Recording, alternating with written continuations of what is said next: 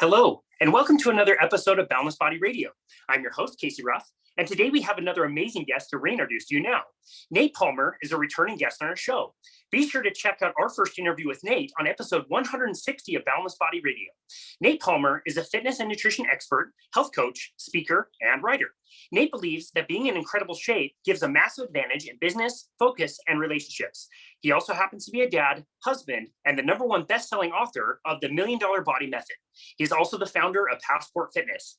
Nate helps business owners and entrepreneurs improve their physique, finances, and family time by using fitness as nutrition as force multipliers. Nate's work has been popularized in media outlets such as the Huffington Post, Testosterone Nation, Ask Men, Hussle, and Thrive Global. He is also the host of the Low Carb Hustle Podcast, which has a mission to teach its listeners to get lean by burning body fat and improving energy and focus to live a long and healthy life. Nate Palmer, what an absolute honor it is to catch up with you and invite you back to Boundless Body Radio. Casey, I'm so pumped to be here, man. This is going to be so fun. It's so great to catch up with you. You and I have very similar energy levels. We talked about it last time. We both speak really, really fast. So apologies up front to the listener. We are going to be talking really quickly because we're very excited about what we talk about. Listen, I'm not apologizing for that. All I know is that people are getting a lot more words per minute, and that sounds like a win for them. More value. That's just more value right there. I absolutely love that. Speaking of hustle, you are always on the hustle. You're always on the grind. Tell us what you have new going on these days. So in March, I took over a podcast called the Low Carb Hustle Podcast, which was run by Danny Vega and Robert Sykes and Adam Shively. And I've been just kind of putting out content there. We started off doing 2 episodes a week, and now we're doing about 3 episodes a week with that. And that's just been so much fun. So not only am I think kind of on a personal note, I feel like it's been a lot more fun, a lot more authentic for me to have this podcast and this platform, but also on Instagram, on some of social medias and stuff, I've been doing the low carb game show. So I'll interview people on the street for $1 and ask them weird low carb questions and stuff. So man, I've been having a blast. And I think that is the thing that I was kind of missing in my previous iterations of my business. Yeah, so interesting. I love the game show, by the way. I watched all the episodes. It's so funny. Was that your idea? Yeah, not really. No, I don't know if you're familiar with a guy named Billy Eichner, Billy on the Street. Yeah, of course. Okay, so I kind of stole it from him, but he would just go up with people and just ask them questions with a microphone. But I love the $1 because it's it makes people do stuff for money, but also it's not enough money to do anything with. So it's this weird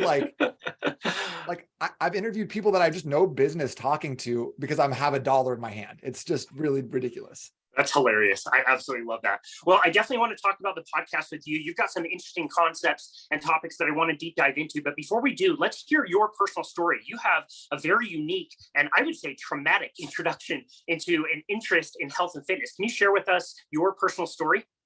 Yeah. So when I was growing up, the reason I got into health and fitness anyways was because I was just kind of I was just a low confidence, no real autonomy. I kind of, like a lot of us, I was trying to escape the pain of of not being who I wanted to be. Right. And one of the reasons for that was that when I was growing up, someone broke into my house while I was there by myself. And I grabbed a steak knife out of the knife block, went and hid under my bed while someone pounded on the door of my bedroom. And I was like, well, I guess I die here. I didn't die this time, but I can tell. Thank you. But I thought my idea was well, if I get stronger and bigger and I get enough neck tattoos, my beard is intimidating enough, no one could ever mess with me ever again. And I feel a lot of us are wounded in before we start our fitness and health journey, whether we are just no confidence, we don't like the way we look, we don't like the way we feel. We just are starting out of a fear-based response. So and then kind of fast forwarding in high school, I was starting to work out and stuff like that. And this one girl that I really liked came over to me and was like, hey, let me see your arms. And I was like, yeah, Christine, you can see these pythons. Come on, let me show you. And then she turns to her friend. She goes, see, I told you my arms were bigger than his. I was like, oh. And I don't know if you've ever been a 14-year-old male, but that was devastating. Yeah, crushing. So I was I felt okay, I need to get in shape. I need to figure this out. So eventually I started, working out to the point where I got out of college and got a job as a personal trainer just so that I could work out more often. So I'm like inundated with the life. So I'm doing HIIT classes. I'm doing all these like personal training, these boot camps, all this stuff, tried everything. Then I'm doing the keto diet. I'm doing paleo. I'm doing intermittent fasting. I'm trying all the diets and nothing's really working for me. And so fast forward to like 2014, 2015, a magazine called Breaking Muscle approached me about writing an article for them. And I was like, sure, like that sounds good. Any sort of, publicity is gonna be great for me. So I wrote this article and it was a little bit different than what I had written anything about. Cause they were like, we need to focus on energy. How do people have energy all day versus how do you get leaner? How do you lose weight? How do you build muscle? And I was like, okay, interesting. So I did a bunch of research. And this, like the craziest thing that I found out was that this strategy of carb backloading was not only very effective for creating energy. And at the time I was working 14, 15-hour days as a personal trainer. You get there at 6 a.m., you work till 8 p.m. and you have that 3-hour block in the window, that trainer donut, So I was just like struggling through the afternoon. But when I took what I learned from this article and started applying that to my own life, I started feeling way better and getting better results in my own body as well. And I was like, okay, that might be something to pay attention to. So a couple of years later, I'm talking to one of my buddies in Arizona, and he's starting a business. He's like got 4 kids. He's got one on the way. He's just got a lot on his plate. And he's like, I don't have time to work out. I'm drinking 3 or 4 Monster energy drinks a day. Like, what can I do to have more energy? Because my wife is noticing a big difference. Like, I can't hang out with the kids. I had to spend 30 minutes watching Sports Center before I can even get involved with the family. So I was like, all right, try this out. Let's do this carb backloading thing. Let's check this out. So fast forward 2 months, he goes, oh my gosh, I'm feeling way better. My family's noticed a big difference. I get home, I have a ton of energy. I'm not drinking as much Monster. And I'm like, cool, that sounds great. Like, what do you want to do for the workouts now? He's like, oh, by the way, I already lost 22 pounds. Wow. In 2 months. And I was like, okay, like without exercise, without really focusing on his diet and eating out 5 times per week because he was on the road all the time. I was like, we might be onto something here.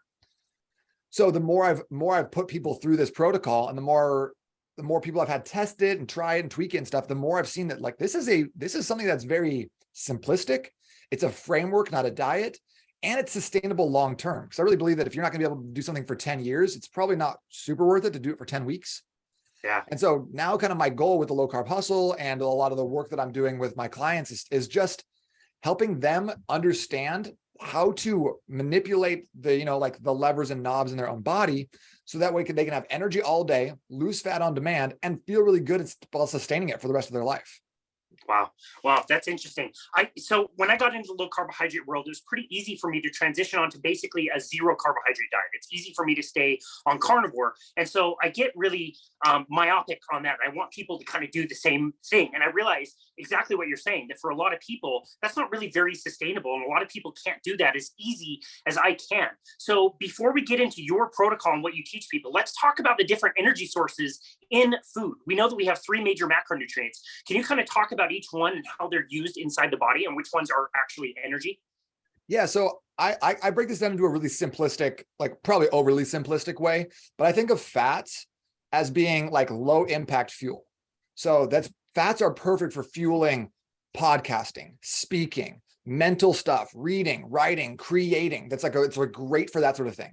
If you're working outside all day, digging holes or running triathlons, there might not be the best energy source or the most efficient for you. That's what I think carbs are great for. Carbs are great high impact fuel, but they're really dictated, like how much you're going to be able to use your carbohydrates is dictated by your activity level. So if you're always running, jogging, moving around all the time, you're going to need probably more carbs than someone else.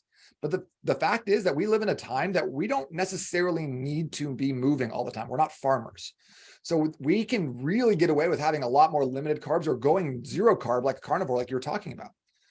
So, and then protein, I don't necessarily even think of this as a fuel source, more so of like recovery and rebuilding. So something we need every day to rebuild our muscles, to recover from like the work we're putting in. And then protein is also really important in terms of creating the enzymes for a lot of natural processes in our body. So it's incredibly important, but it's not necessarily like the energy source that carbohydrates or fats are. That's perfect. How did I do there? I feel like, I mean, you know this stuff. Like, No, you did great. You did awesome. I explain it the same way. It's like protein is what you need to build things with, and it's part of your structure, and it's very important. It's just not the best primary fuel source. You have to kind of fuel your body either with carbohydrates or fat. And maybe that would be a good segue into talking about why the standard American diet, why a normal, typical diet out there fails. Can you tell us why the standard American diet is the worst for most people's health? Woo, yes, I would love to talk about this, because I think this, like, I've been like, the more I've gotten into like the low carb world, talking to people who are deep into carnivore, deep into keto. I was kind of a keto hater before, I'm not going to lie to you.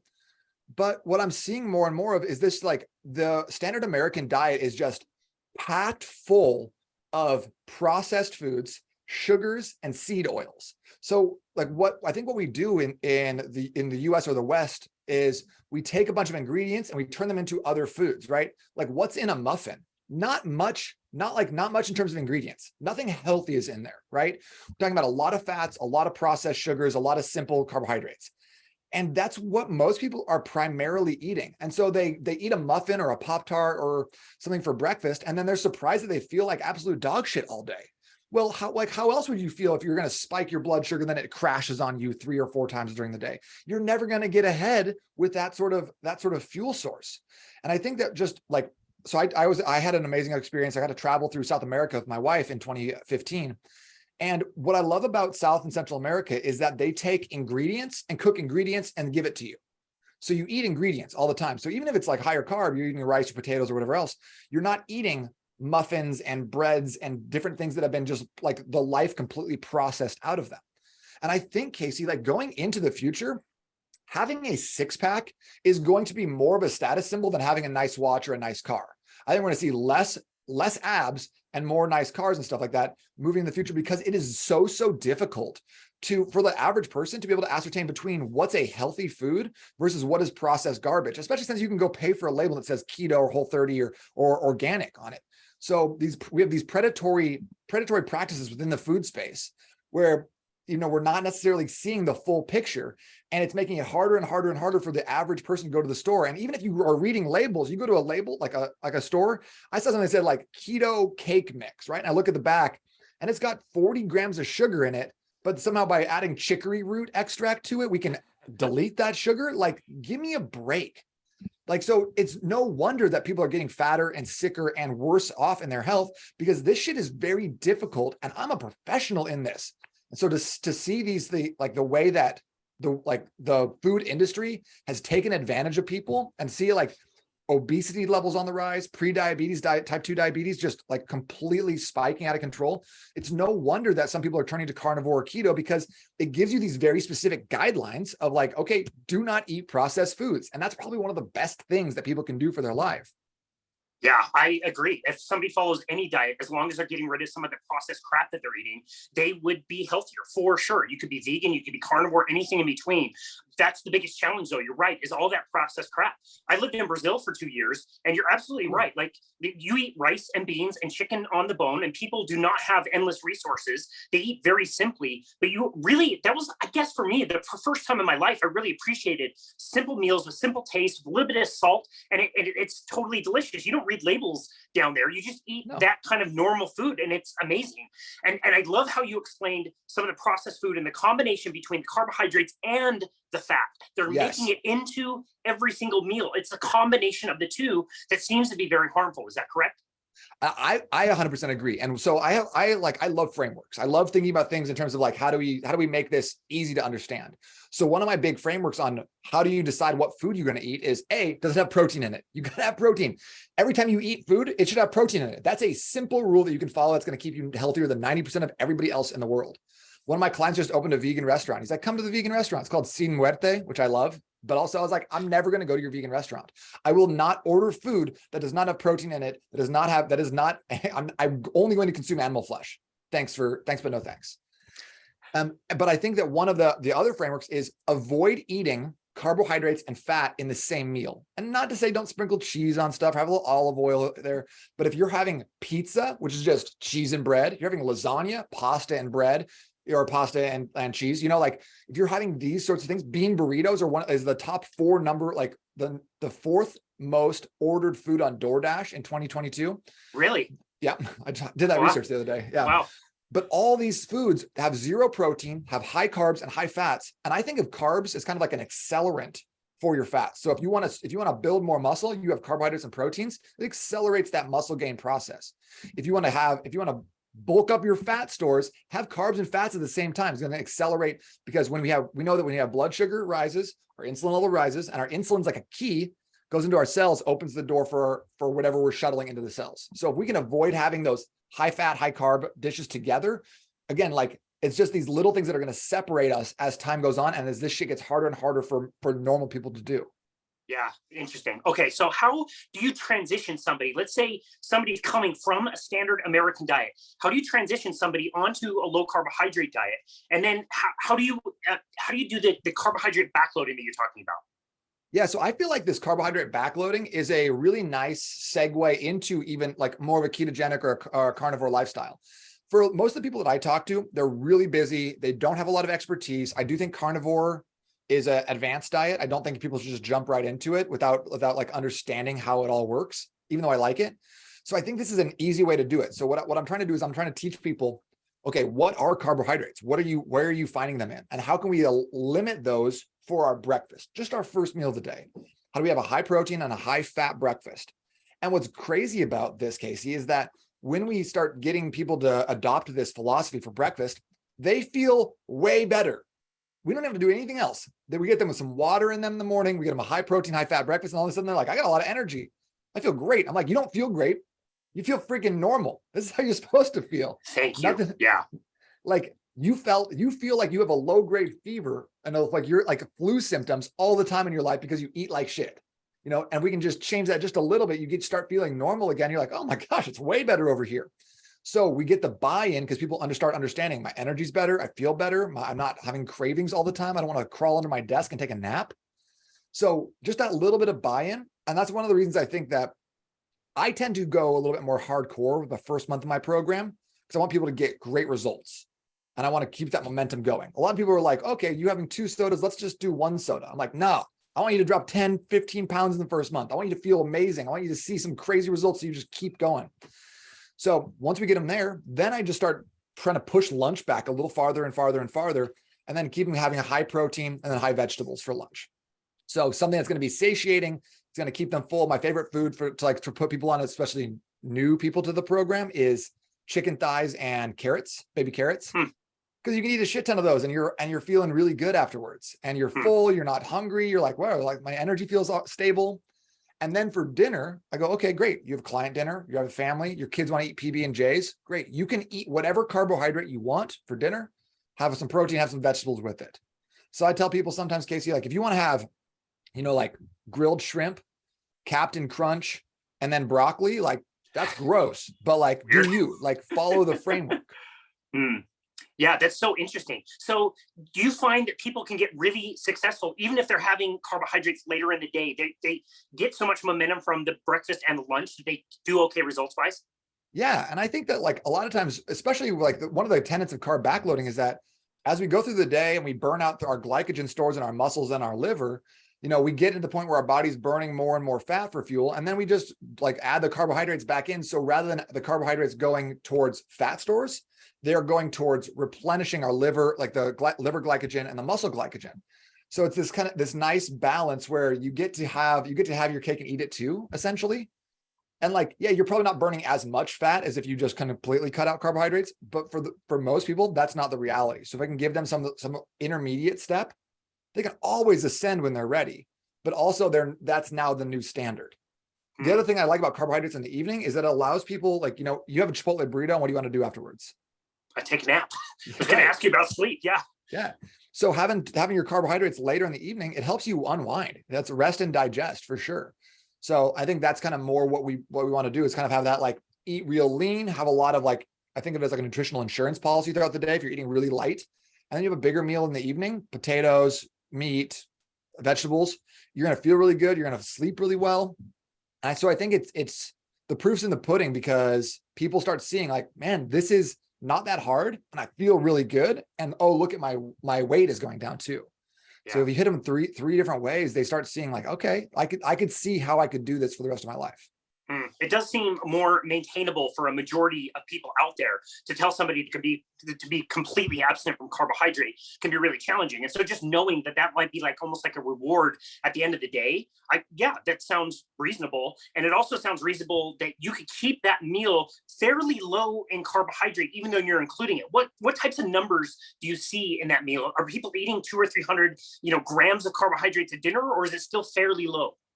It's still fairly low. I think of low carb as anything under 100 grams of carbs per day. Yeah, I like that. So if you're having like pretty much like 10 or 12 grams of carbs throughout the whole beginning of the day, and I'm not counting vegetables either here, and then you're having 60, 70 grams at dinner, I don't mind that at all. I think that you give yourself this nice average throughout the rest of the day. And if you wanted to have a little bit lower and just have like 30 grams of carbs, or focus more on the vegetables, or have like more meat, also fine.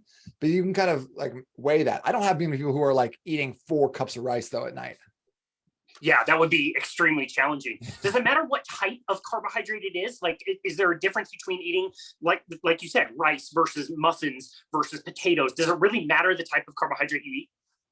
So this is a good question. And I think from a physiology perspective, I'm not super sure about that, because I know that all carbohydrates break down into glucose and then turn into glycogen, right? I know that sweet potatoes are going to have a higher nutrient density than muffins, right? You're not going to be able to eat 4 baked potatoes, right? They're like one of those satiating carbs. But in terms of like a cellular level, what's happening inside your body, like micronutrients, phytonutrients, that stuff aside, I don't know if it makes a big difference. It does make a difference in terms of satiety and how full you're going to be. It does make a difference in terms of the nutrient density. But at the end of the day, like I tell people, if you want to have pasta a couple nights a week, great. If you want to have if there's a dessert that you just absolutely love, take your rice out, take your carbs out, and eat that instead. So just give some flexibility to that. Obviously, I don't want them to eat dessert every single night for the rest of their life, but I think that some people are going to eat dessert. And if we could give them a framework that's going to allow them to do that, A, guilt-free, and B, without sabotaging their progress, I'm here for that. Yeah. And really important to point out that just because you said include carbohydrates in dinner, that's not the only thing that you're eating. You still need to focus on protein, for example, and that can help with that blood sugar curve that you were talking about earlier. It helps blunt that. Same with fat. It does the same thing when you're including that in the same meal. Absolutely. But I think also you just have to include protein in every meal. Otherwise, don't eat that meal. So if you go to a place and they're like, we only have rice and beans, you're like, all right, I guess I'm fasting today. I think you have to have that mentality, and you have to be a little bit savage about it right now, because everything is so hard. Like we talked about earlier, it's so hard to get that high quality nutrition all the time. So if you're in a place where they only have these things and you don't have any protein, don't eat. Yeah. Make that decision now, so when you get there, you're not tempted. Yeah. Interesting. Do you treat men and women very differently, or do you give both the same recommendations? I give them both about the same recommendations. Obviously, everybody we talk, everyone has different things that are going on, business stuff, family stuff. So it varies on an individual level, but I don't really treat men or women differently. Okay, about the same there. What about somebody who is dealing with a chronic disease? So let's say somebody already has type 2 diabetes. They're already obese. Is that somebody you're going to try to be a little bit more strict with as far as, the amount of carbohydrates they're having in a meal, or do you find that they can be successful as well? So people with I do not really work with people who have type 1 diabetes. I've worked with people with type 2 before, but type 1, because they need to manage their blood sugars so much, and sometimes they do need to have those carbohydrates earlier in the day, that's not necessarily my forte. So with the type 2 though, we just keeping an eye at, most of them are having that constant glucose monitor anyways, so we can see if their blood sugar is dipping too much and add some stuff in. But for the most part, it's really just can we keep our carbs low while still keeping your blood sugar stable? Yeah. So I'm gonna push them to having a little bit lower carb even than most people. So rather than having rice at the end of the night, I'll be like, oh, let's do 1 or 2 nights where we do cauliflower rice or something like that. I think that can be helpful. But again, what's their mentality like? What are they willing to give up? What are they willing to sacrifice? Because a lot of times, if I can get someone who's I got a client right now who's type 2 diabetic, and our big thing is, can we get rid of eating chips at every dinner? Yeah. And so if we could get rid of the chips, I was like, eat the rice, eat the potatoes, I don't care. But we had to focus on the chips and the soda first. So Yeah, gotcha. Well, I did want to talk to you about mentality and mindset. I think that's something that we kind of touched on last time, but I definitely wanted to deep dive with you today. Is there anything else I'm missing out on the nutrition piece of carbohydrate backloading? No, I mean, I would like, just to reinforce the framework, I would say carbs or fats and protein for breakfast, proteins and vegetables for lunch, carbs, proteins and vegetables for dinner. And the farther apart you can have your breakfast and lunch, I think the better off you are. Wow. Yeah. So that's really easy. Once you are eating that breakfast that's higher protein and higher fat, it will be much easier for you to, like you said, have better energy. And all of a sudden, like eliminating snacking would be very, very simple. People that are hungry at 9 a.m., 10 a.m., 11 a.m., I'm sure you notice all the time, they're just not that hungry anymore. Yeah. Because I think if your blood sugar is always spiking and dropping, then you start getting those hunger signals, even though you're like, didn't I just eat? I guess I'll have half of a donut, Yeah. Interesting. So with your clients, going back to mindset, tell me some things that you try to build with your clients to help them be successful with whatever plan they want to execute. Well, so I read that Jocko Willink book a while back. That's where he talks a lot about like discipline transcending motivation. He's like, motivation is fleeting. Discipline is where you actually like get the results that you're looking for. And that's where most of us should be at. But I think what I've learned over the last year or so is that even above discipline, identity is king. We're never going to act outside of our own identity, and not for a long period of time, especially. So I had a consult with a guy, and he kind of came out and was like, I am the funny fat guy. That's who I am. So when I go out to eat, everyone gives me their leftovers. I finish the plates. It's funny. I laugh like everything. Everyone thinks it's funny that I'm fat. That's who I am. And I felt really bad because like the more we talked, the more it was clear that he wasn't willing to give that up in pursuit of being the funny fit guy or whatever, whatever it is, because his identity has been so tied up in that for decades. And even if he got results or he dropped some weight or whatever, he was always going to regress back to his previous spot without the change in the identity, because we will never act outside of our identity for a long period of time. So that's got me thinking about like, how do we change our identity or like and who we believe we are? Because I think that is the most important thing when it comes to this. I've seen a lot of people get great results and then promptly rebound. I had a client ask me one time, she was doing amazing. I thought she was like the rock star client. I was like, man, tell me how are you doing all this stuff? It's so good. And she came to me the next, like one of our sessions and was like, when do I get to go back to eating normally? And at the time I was new to personal training. I was like, I don't know. When do you get to go back to eating normally? And I was just like she took me by surprise with that question. But her mentality, her identity didn't change. She was in a 6-week, 12-week transformation timeline, like motivation, discipline, just got it, white knuckling her way to success. But she hadn't changed the identity. And guess what? She gained the weight back after she lost it. Even though she did so amazing, was so on point, she just didn't change who she thought she was. So it got me really thinking, like, how do we help people shift their identity to this? And I think one of those things is like really dependent on your morning routine. Every day, I think you have to do 3 things. And one of those things is you have to cast a vote for the person you're becoming. So a lot of people ask me about supplements and like what I think about this supplement or that supplement. And for the most part, I love supplements because I think when you take a supplement, you reinforce to yourself, I am a healthy person. This is something that is going to further my health goals. This is going to make me more healthy, more resilient, stronger, whatever else it is. And the more little wins we can get in that vein where we're stacking up these, okay, I took this, I went for a walk, I only drank water, I ate my protein and fat breakfast, I got a workout in, and we start stacking these little wins over and over and over again. We keep casting these votes for who we are and who we want to be.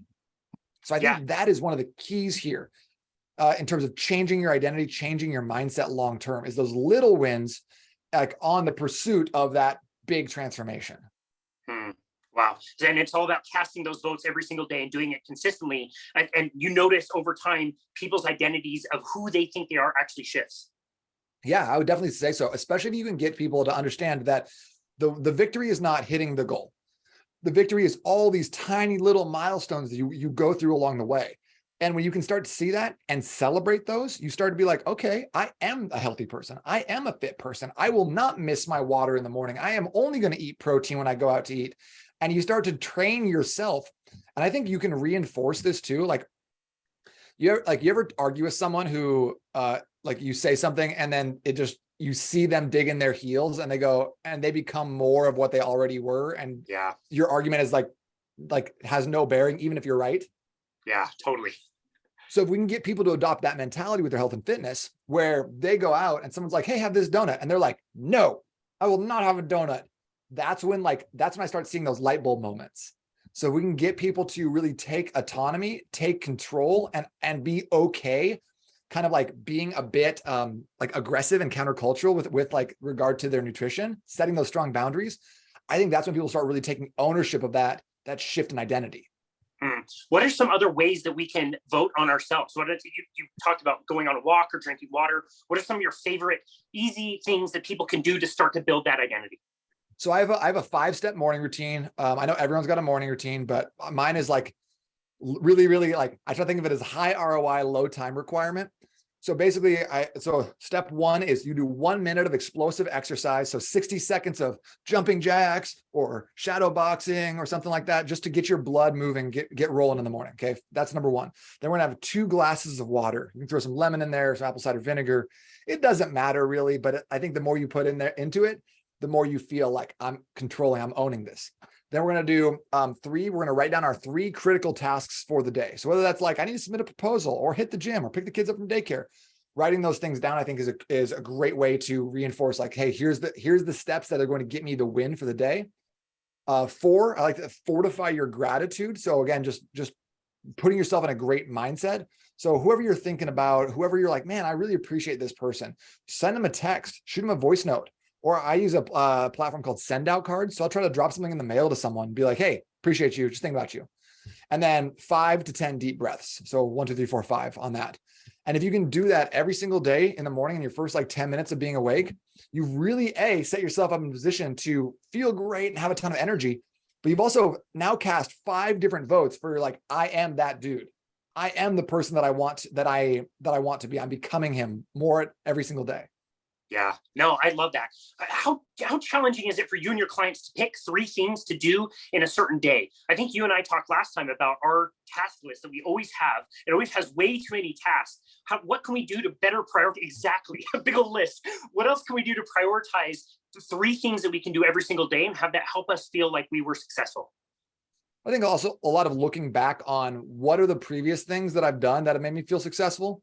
So for me, one of those things is probably going to be my workout or my movement. So with like, and I don't think it has to be always 3 to 5 is probably pretty good for most of us, but just even like when you have a list like this, you'll notice that I've started some of the things on the side. Those are the things that were the most important for me to get done. So when I go back and I have my to-do list, my kind of global thing, I'll go get, okay, I'm going to get this done tomorrow. I'm going to get this done tomorrow. I'm going to get this done tomorrow. Those things, if I do those things, I'm going to feel very successful. So I think just like applying a critical eye to them and being like, all right, if I accomplished X, Y, and Z, I would feel really good. I'd feel very accomplished. I wouldn't be at my house being like watching TV with my kids or whatever, be like, oh, I got to text this person back. I got to send this email, like, I think a lot of the times that you have a hard time living in the moment because we have those things on our mind. So that three tasks is just a way of like putting them on paper and being really structured with it. Yeah, I think all of these strategies really, for me, help me kind of frame, I guess, expectations for my clients, understanding that like, if you got to your goal today, you probably wouldn't feel any different. You think you're going to be way happier being 50 pounds less, but you probably won't. You need to go through this process. I think anybody who's trained for that end goal, that race, the competition, whatever, you realize that the competition itself is such a small part of what you're doing. It's there and gone before you know it. All the value of training for something was those little things you did every single day to get you to that end goal. The end goal wasn't the important thing. It was the process. And I think that's all of these strategies help me understand that like you're framing this for your clients in a way that they're going to appreciate that process so much better and then actually enjoy the end result a lot more because of that. Yeah, absolutely. And so like so much so because like what you're talking about, like these daily habits, I talk in my book, The $1 Million Body Method, about what I call the 7 daily investments. So it is a lot of the same things we already talked about. So it's got the protein fat breakfast, protein vegetable lunch, protein carb iron veg for dinner. So those are 3 of the 7. Then we have the high investment, like the morning routine with the 60 seconds of exercise and 32 ounces of water. Then we have write down your 3 critical tasks for the day, drink a gallon of water, and then train or move for 20 plus minutes per day. So those 7 things I think everyone should do on a daily basis. And then I think everyone should fast for 24 to 48 hours weekly, depending on where you're at, what your goals are. And I love this because it gives you this very structured approach to, did you succeed or not? It's binary. It's not about like, how do you feel you did? Did you check this box or did you not check the box? Out of 50 possible points on a weekly basis, how'd you do? It's so now we have this numerical value we can ascribe to this. So we can see very clearly, okay, hey, I missed my gallon of water every single day this week. Okay, what do we do to fix that? So it's like all these just little activities. And I think that, like, I'm not a huge fan of 75 hard for weight loss, but I love the program that Andy Frisella has built because it's not about oh, I did pretty good. It's like, did you do it or did you not do it? Those are your only 2 options. And it's very clear. And I think he's done an amazing job being very clear about, here are the expectations. Did you do them or did you not do them? And if we can get like that in our daily lives, and like whether you take one of my daily investments or all 7 or whatever else, it doesn't matter, but pick the ones that are going to serve you the most in your life. And then make a checklist where you do that on a regular basis. Yeah, no, I love that. That's very objective. You've been in the personal training industry, for a long time. How has your thinking around exercise and movement evolved in that time? So I used to be, I don't want to say the world's worst personal trainer, but I used to be a bit of a slave driver. And I thought that my initial thought on workouts, because I kind of came up in like the CrossFit metabolic conditioning, I thought that was like the peak. You want to be fit, you want to be able to push a sled, do 10 burpees, 15 thrusters, 10 pull-ups, push the sled back. So I was beating the shit out of my clients. I was just putting them down. And I was like, that's a good workout, right? And they're like, oh God, kill me. So I don't do that anymore, because I've realized that if you want to make a big change in your fitness level, drop fat, it doesn't come to the gym. You don't have to come to the gym and just destroy yourself on a daily basis. It's more about the consistent effort on your nutrition, and then doing stuff in the gym that is going to actually build the muscle that's going to change your physique. So my workouts have gotten way slower, cramming way less stuff in. And I think that has been helpful for getting people results longer term, keeping them with me because they don't feel like they're suffering every single time they go work out. And then also keeping people injury free, because doing stuff like that as fast as possible for EMOMs or whatever else was, hurting people's shoulders and necks and stuff like that. So it took me a minute to realize that. And that's been a big change for me, especially in the last 5 years. Yeah. I think the same for me in the last 5 years. After training for 15 years, my priority level for injury prevention has gotten so much higher, because you're right. If you're hurting your people in the gym and they're losing consistency, they're not going to get great results. They're not going to continue to hire you because they're going to be out for so long. And it's way more likely that somebody's going to go way off not only their movement plan, but their eating plan, and cause themselves to be in a way worse spot down the road. Yeah, I think you're 100% right. Especially with online coaching, injury prevention is the first possible thing.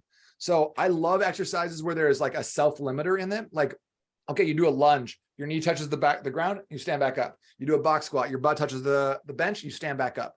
You do things like that where you're basically eliminating the like 1 or 2 aspects of stability or like complexity of the movement, so that your clients can feel successful. And even if they're not doing it with 100% great form, they're still not going to get injured. So I love those types of exercises. And I think that's very crucial for a lot of people, especially online coaches, when writing programs for their clients. Yeah. Do you use more machines than you used to use? Way more. Yeah. Great question. For that reason. Yep. A lot of cables, a lot of machines, a lot of dumbbells. I rarely program barbell exercises anymore. Yeah. And previously I was like, the big 3: squat. Everyone's got a squat, deadlift, and bench press. I haven't programmed a bench press exercise for clients in like 2 or 3 years, just because it's just hard for people with their shoulders. They feel like, but with a dumbbell, it's self-limiting. You have to go lighter weights. You have to be able to control them, pick them back up, so that's a great example of something that I feel like has been a big change for me, but has been very positive for my clients, seeing good results.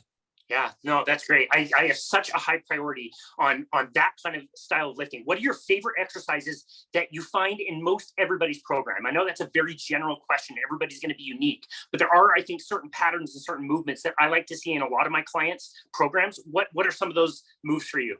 I wish I could just pull up a couple of my clients right now and ask them that question, because they'd be like, oh my God, Bulgarian split squats. Bulgarian split squats make an appearance in every single person's program. I don't care. Everyone gets it because they're the hardest exercise. You don't like, they train balance, coordination, glute strength, flexibility. They're just amazing. Plus you don't need to use a ton of weight to get a great result. So I think they're way better than squats for most people. Everyone's going to get some sort of pull down variation. I've been obsessed with single arm pull downs recently. I think they're great for building the lats. And then a lot of people are going to get some sort of lateral raise or Y raise. And not because I think that's like the greatest exercise of all time, but I think that people, when they start seeing a little bit of definition in their shoulders, they look a little bit broader. You add a half inch to the shoulders, it looks like now your waist is a half inch thinner. So with just a little bit of like kind of Hollywood muscle style. So you get that, you start feeling good again, you drive that momentum. So I'm a big fan of lats, triceps, and shoulders for that reason. How do we make people look more leaner and more muscular faster? Yeah, no, I love that. And as I'd asked you about exercise and movement, we have been talking specifically about strength training. We haven't really talked at all about cardiovascular training. How has your thinking around cardiovascular exercise, the way that most people would think of it when they go to a gym, how has that evolved in the 15 years you've been a trainer? Yeah, I mean, it's like a little bit different, but I look back on some of my old articles that I've wrote in like 2011 and stuff. I cringe a lot because I'm like, cardio, no one needs that. It's the worst. I'm like, all right, pump the brakes, Skippy. Like, you're 22, you don't need to be writing this stuff. So, but I do a lot more cardio personally, and I program a lot more cardio. And the reason for that is twofold. I don't think that cardio is necessarily like, you need to do cardio if you want to lose fat. I don't think that's the case, but I do think that, getting some extra cardio in terms of walks, or my absolute favorite style of cardio right now is called 30-15-3. It's 30 minutes on an 15 incline treadmill at a 3 speed. And once people can do that without holding on, then we add a weight vest on. And it's this march uphill. So it's great for hiking. It's great for that posterior chain, hamstrings and glutes, calves. It's more recovery than like the stair mill or running, because you're not getting that, like that pounding, that impact. And you just sweat and you feel really good and you're breathing hard. And it's kind of pushing that out of that zone 2, zone 3 cardio. Like, I just love it so much. So I like cardio right now because I like the recovery aspect you can bring with it. And I like kind of the mental side of things. And I like the cardiovascular health side. I think especially as we age, we need more and more of that anyway. So as a 22-year-old personal trainer, I think I was a bit short-sighted in saying no one needs to do cardio ever. I don't think that makes any sense. So I definitely shifted more into that. And then I'll say this too, is when someone is like, I am stuck, I'm plateaued, I'm not losing weight, what's going on? Before I have them track all their calories, because a lot of my people don't like to do that, it's just kind of arduous for them, I will always adjust I would see like, how much 30-15-3 or how much cardio are you getting? How many fasts are you doing per week? And then what's your score out of 50? So I'll check in on those three aspects, because if we can, you're like, oh man, I need to lose more fat, we can just turn up the cardio slightly, turn up your fast slightly, and then make sure you're hitting 40 plus out of your 50. Okay, you're probably going to be at a pretty good place. Still not working? Let's check your nutrition for a couple of weeks. Still not working? Let's check your blood work. Yeah. So that's kind of my mental checklist when people get stuck, get plateaued. Yeah, I like that. I think that goes in the right priority order as well. You're worrying about the things that are more simple to change. And yeah, if we need to check blood work, let's do that down the road, but we don't need to start with that. I really appreciate that. Is there any way that you're measuring intensity when people are doing cardiovascular exercise? Are there any tips and tricks that you tell your people to like stay inside a certain heart rate zone, or a certain scale of 1 to 10 for difficulty or intensity, or something they're looking for, breathing? How do you coach that? That's a great question. And I probably have some room to improve on that aspect, because I'm not really giving people like an RPE or having them do like stay within a zone, like a specific cardio zone. Basically, like that 30-15-3 is kind of like the standard for me. So the goal is that women can do 30 minutes on that 15 incline 3 speed with a 20-pound weight vest on. Like that's the goal. Men can do it with a 30-pound weight vest. And if we can get to that point, then you're going to be doing great. You're going to be feeling really good. Your cardio is going to be on point. You're going to be really working at it. Okay. But like, you can't do that right now. Well, can you do it without a weight vest? Okay. Not yet. All right. Let's back it up then. Can we do 2.5 for 30 minutes? All right, great. Let's start there and then build up. So I'm always trying to push people to that kind of like upper edge of zone 3 cardio, even if I'm not telling them, hey, look for that 70% of your heart rate, which is 220 minus your age. I'm not giving them those types of metrics. But if they're like, I'm suffering, I can't do it, I'm dying, I'll back them off a little bit. So, yeah, I see. Wow. And those weight vests are legit, dude. I was training for a backpacking trip earlier this year, and one of my clients has a weight vest, and he had a 50-pound pack. He was like, hey, do you want to wear this? I'm like, yeah, sure, I'll check it out. Sure, it'll be fine. That was a lot. Those things are crazy hard. I did a 45 for a while, but I found that with a 45, it would hurt my neck and I'd get all like tweaked. So I like a kind of like that 15 to 30 pound range. You can wear those a little bit longer. You can do more with them and you don't feel like they're like all like in your business. Yeah. Wow. I found that it was really challenging to continue to breathe mindfully and do nasal breathing while you're practicing that. It almost feels a little bit smothering. Yeah. Without like the shoulder breathing. Yeah. Yep. Totally. But like, man, just even walking around, you really feel your core too. Totally. Yeah, totally. That was crazy. Wow. Okay. Awesome. So we've covered nutrition. We've covered exercise. What are some of your other favorite lifestyle hacks to help people get as healthy as they want to be and have as much energy as they want? Well, I'm not a big fan of meal prepping and like having a bunch of little Tupperwares in the fridge, but I'm a huge fan of batch prepping. And by that I mean, go cook a bunch of chicken or ground beef or something like that. And so you have it in the fridge so you can take this meat and turn it into a meal, right? We talked about protein, right? So having protein on hand, like my wife always laughs at me because I'll cook like 2 or 3 pounds of ground beef. And then when we have like salad or chili or whatever else, I'm like, ground beef in the thing, putting it on everything else. So I love having that type of food around, having a high protein option around where you can just, I guess make tacos now. We're going to put this on something, and you can just have a very easy, simple option for lunch or for dinner, especially when you have kids and you're like, I don't know, we didn't have anything. Let's go get a pizza. No, like just having something in the fridge just makes it so much easier. So if you can have batch prep your protein and then you can go to Costco or something like that and grab like the stir fry veggies or like the fajita vegetables or whatever else. Trader Joe's does a good job of this as well. And so now you have batch prep protein and you have like easy to heat vegetables. You're making it a lot easier on yourself, because I think that the biggest thing about people not cooking at home is they just have it prepped. They only have like snack foods and they don't have anything real. Yeah, no, I love that answer. I think that's a really great way to do that. I always try to have at least 2 or maybe 3 protein options. I feel like I'm doing pretty good if I have a beef option and a chicken option. And then you're right, it's so versatile. You're just making it so much easier on yourself because you can take either one of those, throw them in a skillet with a little bit of a fat and heat it up and have whatever other things you want with that. It just makes it a lot easier. Do you find that it's easier for you to help feed not only, your wife the same way, but also the kiddos that way? Absolutely. My kids are great too. They're pretty good eaters. And we have some stuff in there for them. Like, we'll give them like a cheese or a yogurt or whatever else. But like what I like to do is like, okay, tonight, what I'm going to do is I'm going to cook like 25, 30 chicken thighs. So, and then tonight we're just going to have baked potato and chicken thighs. Okay. And then now I'll have like, 15 left over or whatever. So tomorrow I'm going to chop all those up and I'm going to do tacos with them. And then whatever I have left on Wednesday night, I'll just turn that into fried rice. So Perfect. Like kind of just putting it into new things. So now I've cooked, I'll cook for like 40 minutes tonight, but then tomorrow night, Tuesday, and then Wednesday, I'm only going to cook for 10, 12 minutes. Yeah. So much easier. I love that. Yeah. It's got to be easy. It's got to be easy. Otherwise people aren't going to do it.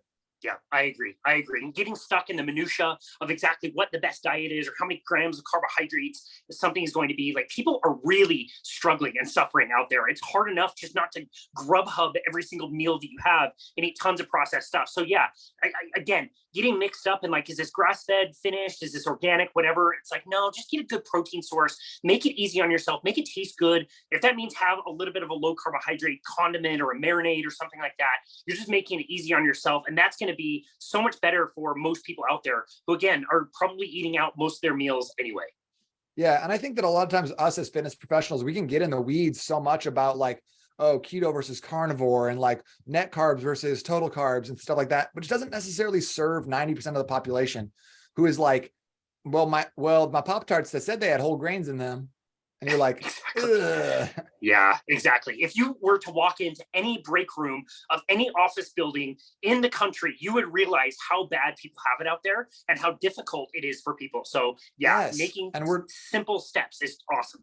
And we as trainers and stuff, we're just living in this fantasy world where everyone's got like, just carrots and broccoli to dip. But like upstairs where I'm at right now, the whole fridge filled with Pepsis and Cokes and stuff like that, all this high sugar stuff. So when I see someone walk down, I'm a little bit of a douche about it, but I'll go and I'll pull my Element electrolyte packet out and I go, I will trade you right now for that. I try to get some people some electrolytes. Yes, I was talking on my podcast. I think it came out, recently. But the guy who I was co-hosting with was like, well, what happens if someone goes to their office? There's donuts. I'd be like, throw that shit out. He's like, you can't just do that in office. I was like, well, why not? He's like, well, that's not how people behave. I was like, I don't get it. You would throw them away. That's for sure.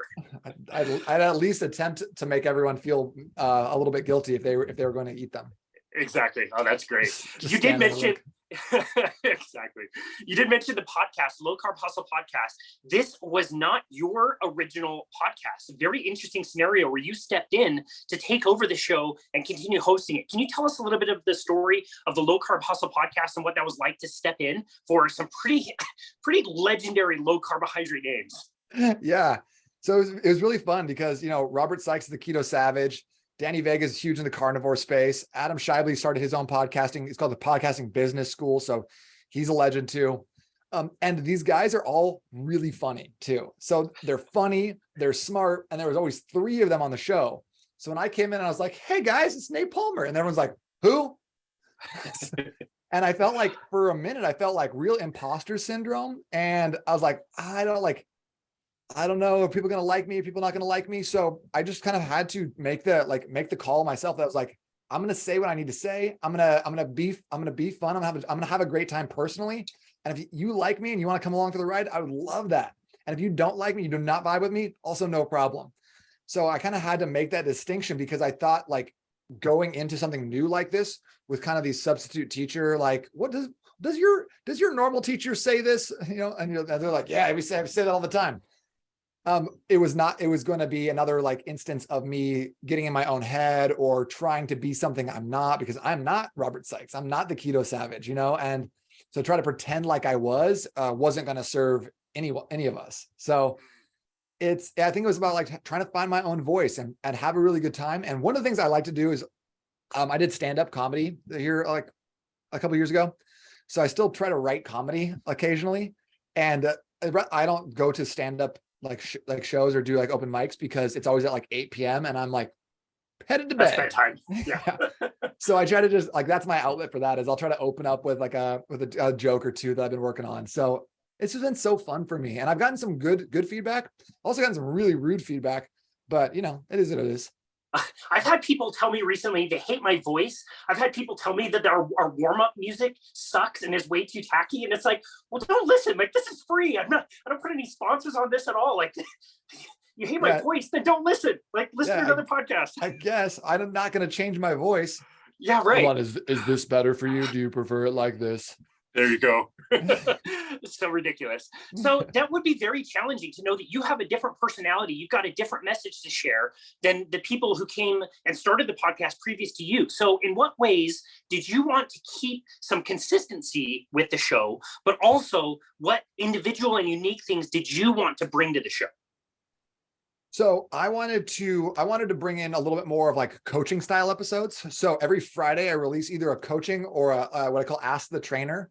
Someone will send in a question, then I'll just go over it like 10, 15 minute like Q&A style episodes. So I've been really liking that because it's actually giving me a chance to interact with listeners and get feedback and hear from people, which is really fun to engage with the audience. And I'm really blessed to have an audience that listens to me. So that's been a big thing.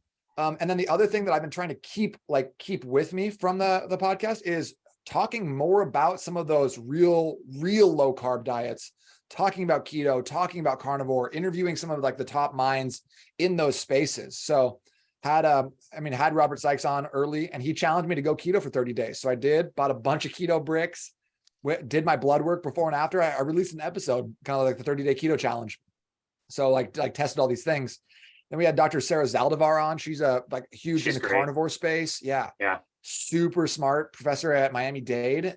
So these are people I wouldn't have necessarily reached out to in previous iterations of the show, but like, I know that's still an important aspect, and to give people kind of the gamut between like carb backloading, which is still low carb, but it's kind of on the fence there, to like zero carb carnivore, straight up like primal diets, and giving people like information across that so they can make their own decisions. Because I do think that the listener base of Low Carb Hustle is a bit more elevated than just your general people eating the standard American diet. Yeah, gotcha. Well, I'm so glad you brought up the coaching episodes. I find those absolutely fascinating.